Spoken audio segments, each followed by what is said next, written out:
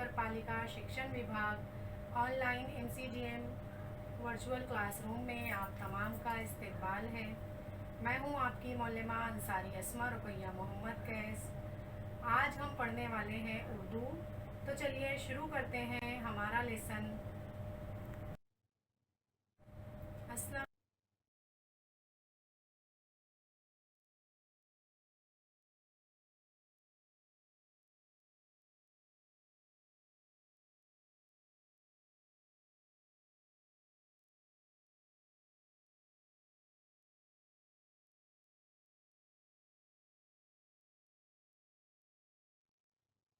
MCDM online virtual class Mumbai की जानिब से पेश किया जा रहा है ये लेसन। आज का हमारा मजमून है उर्दू और मैं हूँ आपकी मौलमा अंसारी अस्मा रुकैया मोहम्मद कैस। प्यारे बच्चों, आपकी किताब का नाम है उर्दू बाल भारती 7वीं जमात के लिए।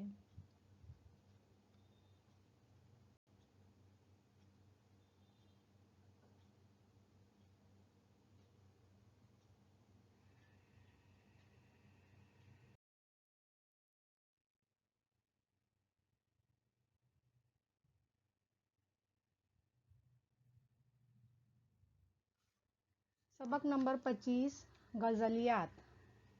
बच्चों, आज हम पढ़ने वाले हैं एक गज़ल। शेर व शायरी एहसासात, जज्बात और अफकार के फूलों को एक ही धागे में पिरोने का फ़न होती है। शेर मुख्तलिफ असनाफ़ सुखन से ताल्लुक़ रखते हैं, जैसे हम्द, कसीदा, रुबाई, नात, मरसिया और गज़ल। इन तमाम की मकबूलियत पर हावी होती है। बच्चों, आपको मालूम है गज़ल किसे कहते हैं? गज़ल उर्दू शायरी की वो सन्फ़ है जिसके हर शेर का मज़मून मुख्तलिफ होता है। गज़ल के पहले शेर को मतला कहते हैं। गज़ल का आखिरी शेर मक्ता कहलाता है। इस आखिरी शेर में शायर अपना तखल्लुस इस्तेमाल करता है। हम वज़न और हम आवाज़ अल्फाज को काफ़िया कहते हैं। काफ़िया के बाद जो लफ्ज़ या लफ्ज़ों का मजमुआ होता है उसे रदीफ़ कहते हैं। बच्चों, आपकी मालूमात के लिए मैं ये बताती चलूँ कि गज़ल जो है वो अरबी ज़बान का लफ्ज़ है। गज़ल के तमाम मिसरे एक ही वज़न और एक ही बहर में होते हैं। बहर को हम सादा ज़बान में शेर का पैमाना भी कह सकते हैं। मतलब ये कि शेर लिखने का ऐसा सांचा जिसमें लफ्ज़ों के मोती मरबूत अंदाज में परोए जाएं, ये बहर कहलाती है। गज़ल के अशार की तादाद की बात करें तो शायरों के यहाँ गज़ल के अशार की तादाद का ताक़ होना ज़रूरी होता है। कहने का मतलब ये है कि गज़ल में कम से कम 5 और ज़्यादा से ज़्यादा 25 अशार होते हैं। फ़ारसी शायरों ने उसे उरूज पर पहुँचा दिया। गज़ल फ़ारस से हिंदुस्तान 10वीं सदी के आसपास पहुँची। प्यारे बच्चों, आज हम आपकी किताब में सफ़ा नंबर 97 पर निदा फाजली साहब की एक गज़ल दी हुई है, वो पढ़ने वाले हैं। निदा फाजली, देखिए शायर निदा फाजली की तस्वीर आपकी स्क्रीन के सामने है। चलिए हम शायर का तारुफ हासिल करते हैं। जान पहचान। निदा फाजली हमारे ज़माने के अहम जदीद शायर और अदीब थे। उनका असल नाम मुक्तदा हुसैन था। वो 1940 में मध्य प्रदेश के शहर ग्वालियर में पैदा हुए। उन्होंने उर्दू और हिंदी में MA तक तालीम हासिल की। उनकी शायरी के कई मजमूए शाये हो चुके हैं। शहर में गांव उनके कलाम का कुल्लियात है, जिसमें लफ्ज़ों का पुल, मोर नाच, आँख और ख्वाब के दरमियान खोया हुआ सा कुछ, ज़िंदगी की तरफ और शहर मेरे साथ चल तो नामी शायरी के मजमूए शामिल हैं। निदा फाजली ने दीवारों के बीच और दीवारों के बाहर 2 सवानही नावल भी लिखे हैं। उनका इंतकाल मुंबई में 8 फरवरी सन 2016 को हुआ। तो ये हुआ शायर निदा फाजली के बारे में। غزل ندا فاضلی کی ہے۔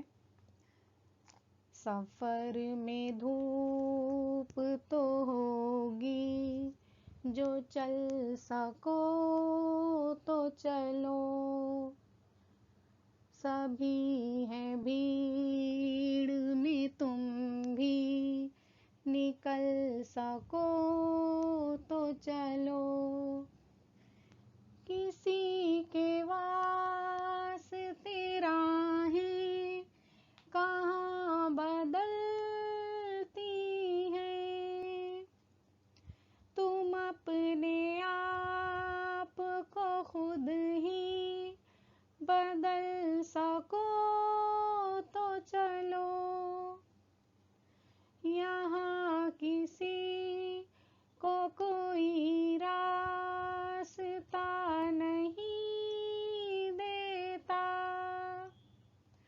مجھے گرا کہ اگر تم سنبھل سکو تو چلو، کہیں نہیں کوئی سورج، دھواں دھواں ہے فضا،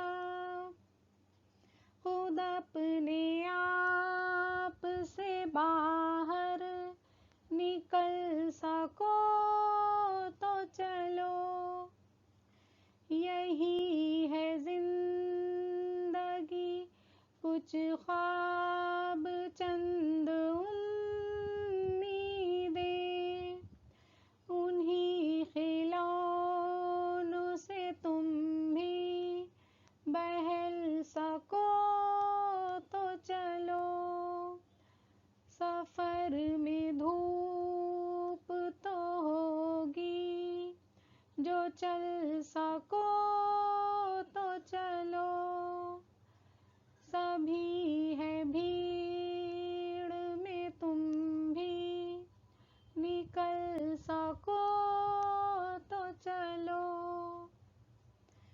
تو بچوں، یہ تھی غزل ندا فاضلی صاحب کی، جو کہ آپ کے سامنے ترنم کے ساتھ پیش کی گئی ہے۔ امید کرتی ہوں کہ آپ بھی اسی طرح ترنم کے ساتھ اس غزل کو یاد کرنے کی کوشش کریں گے۔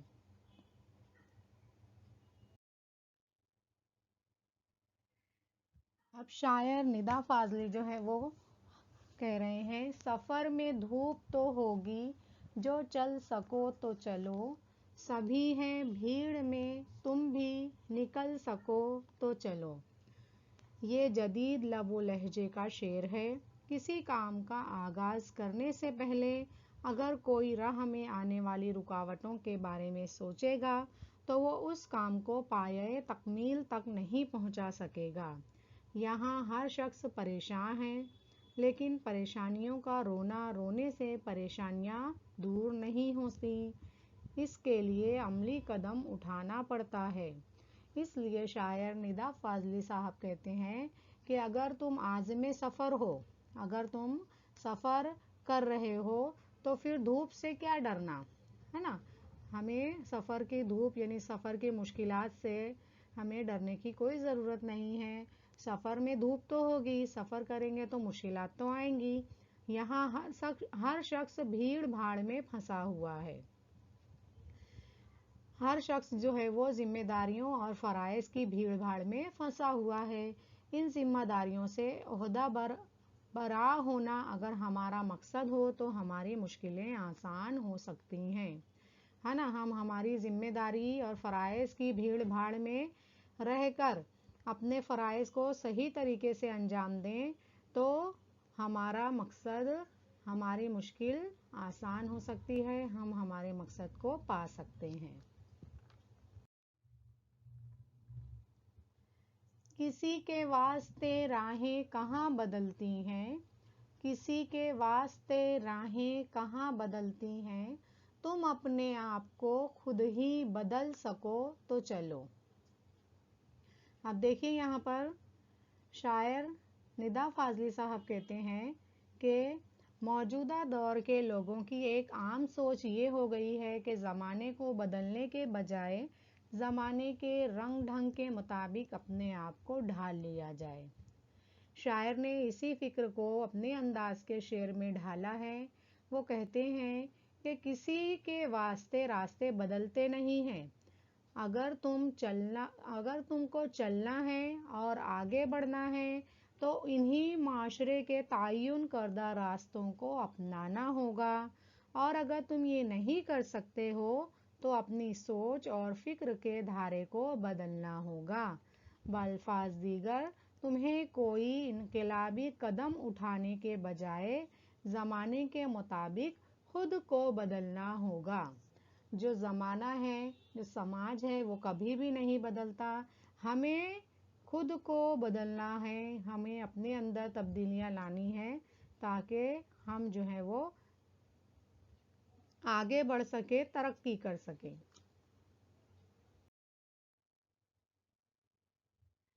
یہاں کسی کو کوئی راستہ نہیں دیتا، یہاں کسی کو کوئی راستہ نہیں دیتا، مجھے گرا کے اگر تم سنبھل سکو تو چلو۔ اب شاعر اس شعر میں کہہ رہے ہیں کہ یہ دنیا بڑی عجیب ہے، یہاں کوئی کسی کو آگے بڑھنے کے لیے راستہ نہیں دیتا۔ اگر تم کو آگے جانا ہے تو اپنے آگے چلنے والے کو اڑنگا لگا کر گرانا ضروری ہے۔ اس کے گرنے کے بعد ہی تمہارا راستہ صاف ہوگا اور تم آگے بڑھ سکو گے۔ اگر تمہارا ضمیر، تمہارا مزاج اس بات کو گوارا کرتا ہے تو تم یہ اقدام کرو، مگر اس بات کو مت بھولو کہ کسی کو گرانے کے بعد خود سنبھلنا ہے۔ اگر تم سنبھل نہ سکو اور خود گر جاؤ تو آگے بڑھنے سے قاصر رہو گے۔ ہے نا؟ شاعر کہتا ہے کہ یہاں پر ہمیں کوئی راستہ نہیں دے گا،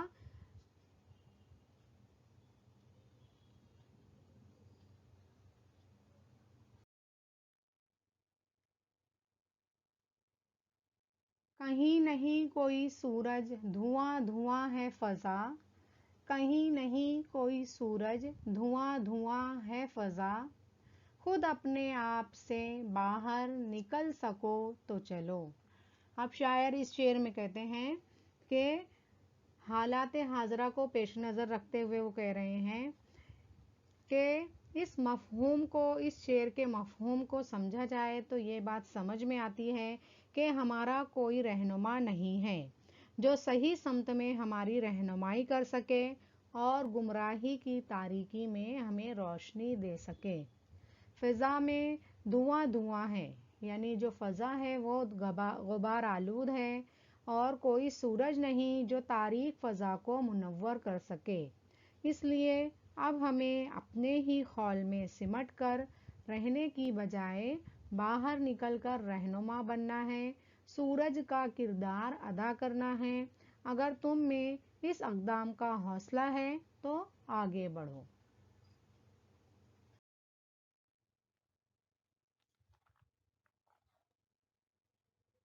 یہی ہے زندگی کچھ خواب چند امیدیں، یہی ہے زندگی کچھ خواب چند امیدیں، انہی کھلونوں سے تم بھی بہل سکو تو چلو۔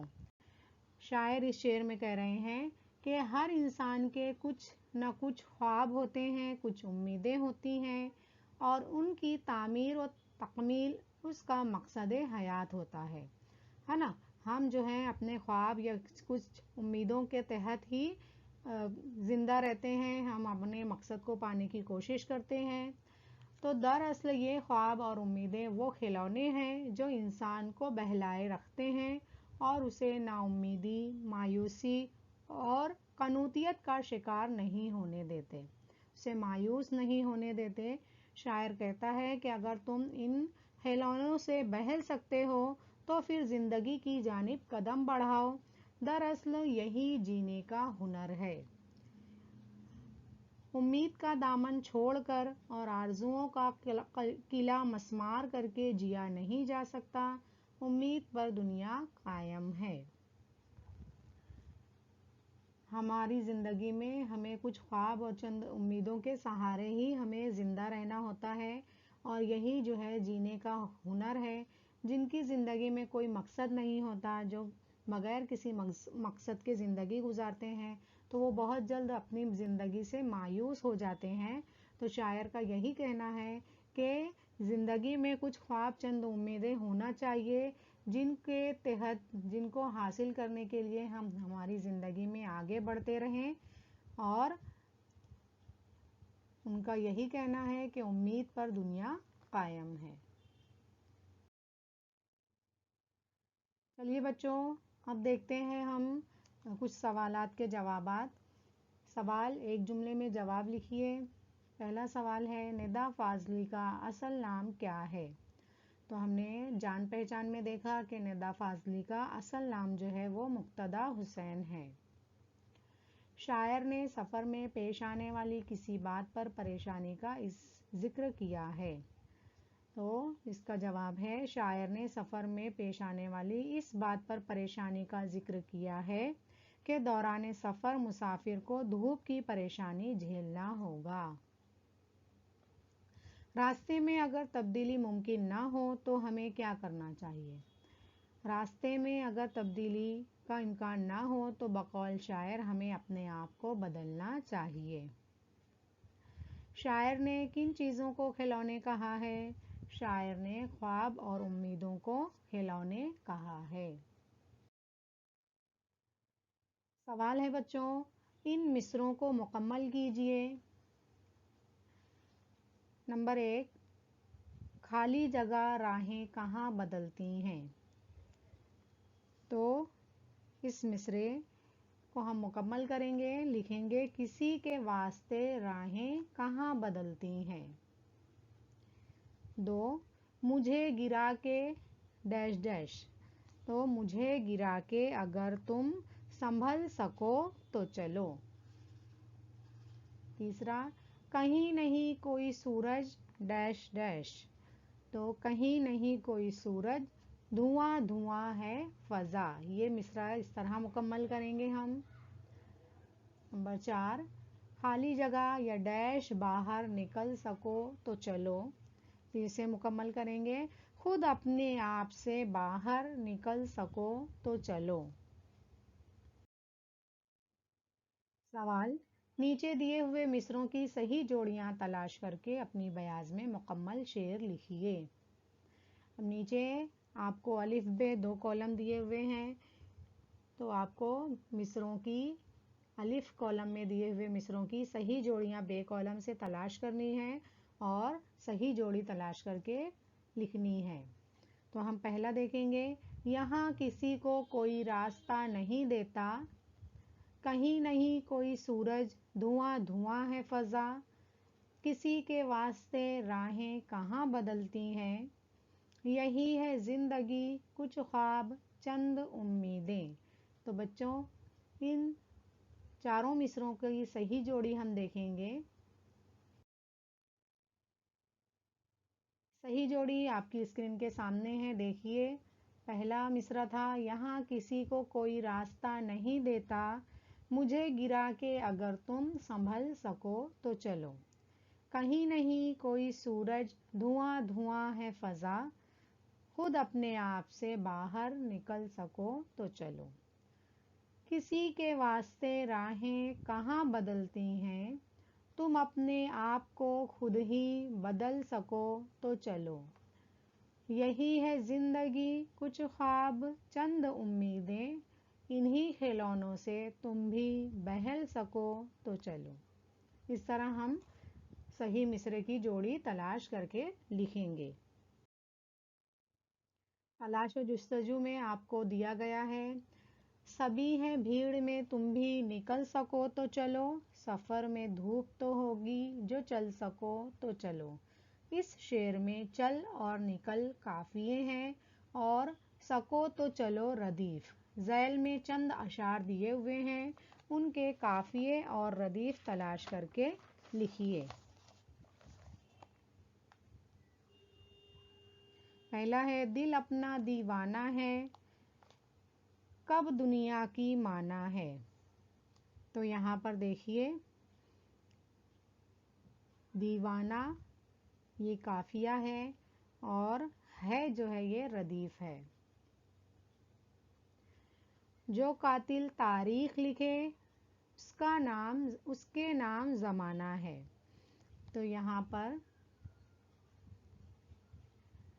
جو ہے اس شعر میں قافیہ نہیں ہے، ردیف ہے۔